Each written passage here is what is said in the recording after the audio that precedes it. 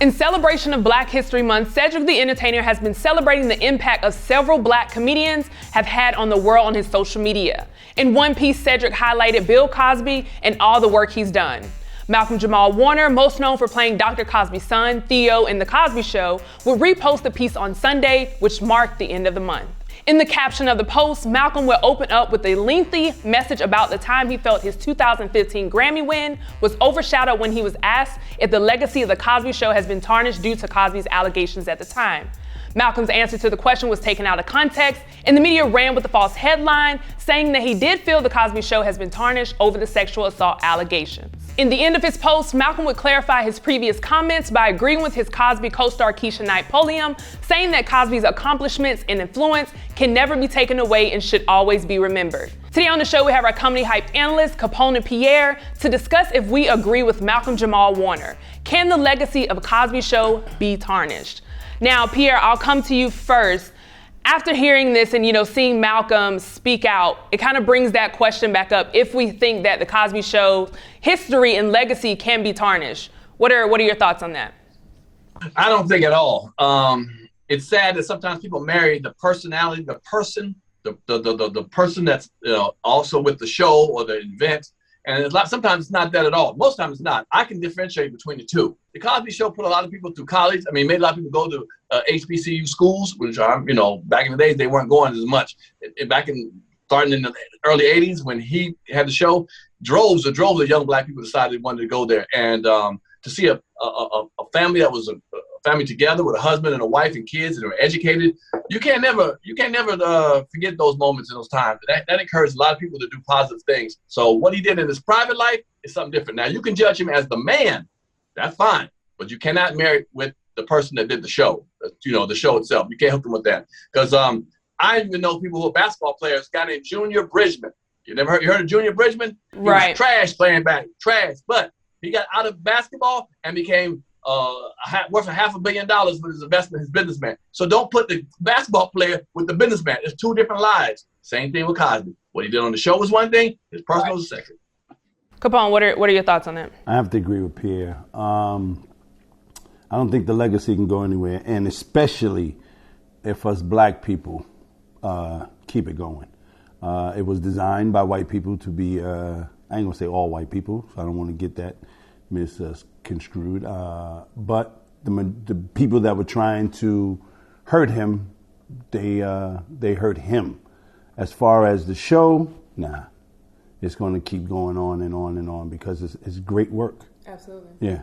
And I think what some people miss, and some people may not even know, Cosby really poured into the show. It wasn't just something, let me put something up. He was very particular about what I want to get across. He hired a psychiatrist to make sure that these messages that are going, I know what I can do through this screen. But I want to read Malcolm's post that he posted. It is a little lengthy, so just bear with me for a moment. Okay.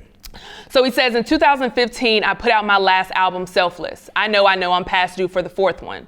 The press sleeps on spoken word so much that even though I had just won a Grammy with Robert and Layla the same year, the only way I could get press coverage on my album was if I agreed to answer at least one question about the allegations against Mr. Cosby in interviews.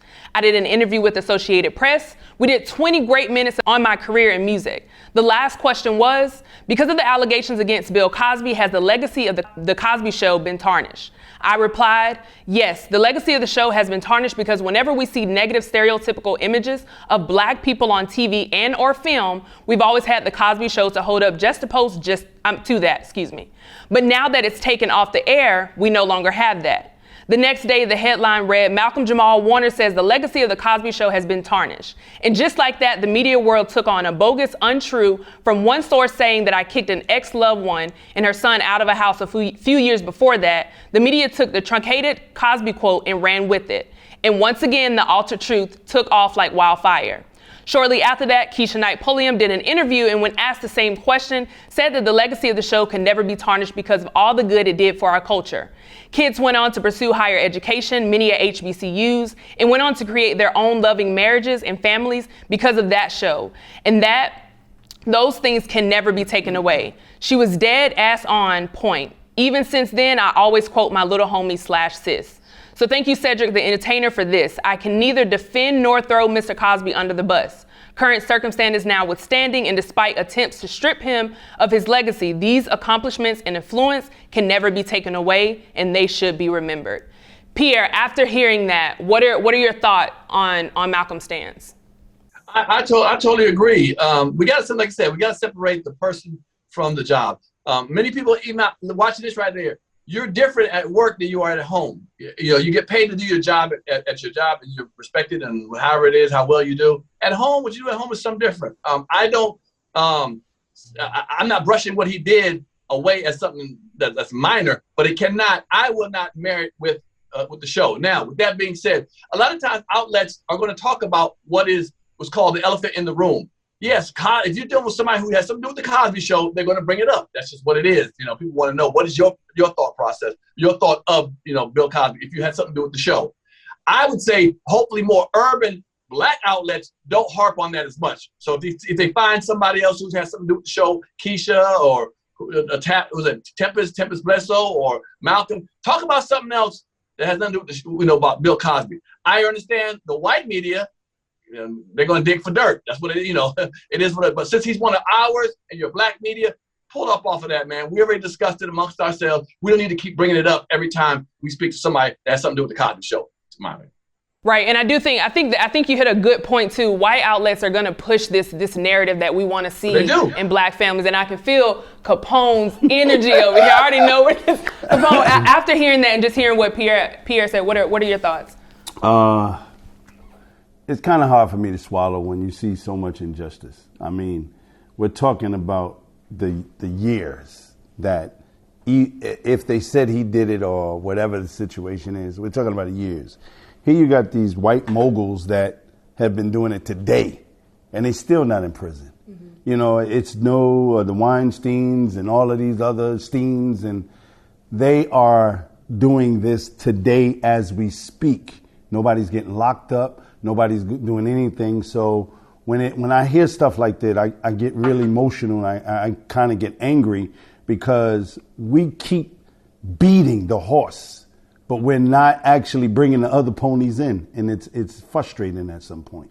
When you say beating the horse and bringing the other ponies in, what? We keep talking about Bill Cosby and what he did 80 years ago, or what he might have done, or you don't look at the whole picture. Like I'm an entertainer. I have women that come around me that want some kind of break, some kind of way, and they've offered their bodies, and I just was smart enough to see how things were going, not to fall into the realm, but it's amazing to me how you just blame something on on the person and not really the situation. Right. So yeah, I get frustrated when I hear stuff like that. And I think, reading Malcolm's and seeing like some of his interviews that he did, on The Real, he seems to be in a place where it's like, he doesn't want, like you say, he's not throwing Cosby under the bus. But it's like this sense of like not wanting to completely say like, hey, I'm with Cosby, to make it seem like I'm also okay with, sexual allegations that he was accused of. So just hearing his response, do you think that, because, Felicia Rashad, Keisha Pulliam, Knight Pulliam, they stood with him the entire time. They were, for him. Do you think that his response should be more on Cosby shot? Go ahead. But it's easier for a woman to stand with Cosby than it is for a man to stand with Cosby, okay? Because he did that to women. So if women say that, it's a little more, palatable. But if it's a man doing it, y'all look at like, you agree with that? You think it's okay? Women are this, women. Well, if a woman said, hey, because y'all know how y'all move and how the situation can be, misconstrued or whatever the case may be. So it's a different way. So I applaud him for coming out finally saying, hey, and I see, he's got to be take a little tiptoe through the situation because he has a big female following. If he says the wrong thing, maybe a lot of females will think that he agrees with that. It's okay what Cosby does. What Cosby did. And the point is, he's not agreeing with that. He's just saying, this TV show that I put my years in, my heart, my blood, sweat, tears, the Cosby Show should not be, brought down because of what the action a man did in his private time. So, yeah. Well, and I know you're going to say something before we wrap up. The thing is that it's so crazy because whatever he said, they turned it around to say something else anyway. Yeah. So what is really the difference? How he felt? They're going to bring up that, he clearly said that they lied on him and put this statement out that he never said. Right. So that happens to us a lot too. Oh, also, let me say this. So I just learned that the Cosby Show is actually on Amazon Prime. So we talk about, finding ways to continue. Yep, so finding ways to continue to support, because I think the Cosby Show that's a staple in our community. That's something I think should never die out. That's something Malcolm talked about. He's afraid, one day there's going to be a generation that has no idea about the Cosby Show. So the Cosby Show is on Amazon Prime. Pierre, you want to say something before we head out? I say people just got to realize, because you like the Cosby Show and you watch the Cosby Show, does not agree. They're not saying that you think that he should be, could rape women and get away with that. It has nothing to do with each other. Because I like that show and what that show did for me and helped me in the image of black people. Don't just because you watch it does not mean you agree with what he did. So that's all I'm gonna say. And if you got a problem with that, put it in the comments. I'm glad you said that. You heard from us. Now we want to hear from you in the comments below. Do you agree with Malcolm-Jamal Warner that the legacy of the Cosby Show cannot be tarnished? Let us know in the comments below. For Comedy Hype News, I'm Symphony Thompson. Hey y'all, it's Symphony Thompson, and I'm inviting you to our first ever live taping of the Comedy Hype News Show. You've seen us on YouTube, but now's your chance to experience us live. I'll be there, Pierre, Capone, as well as Rita. Join us Friday, March 5th at Monday Night Garage right here in Atlanta, Georgia. Doors open at 6, show starts at 7. Click the link in the bio for tickets, and I hope to see you there.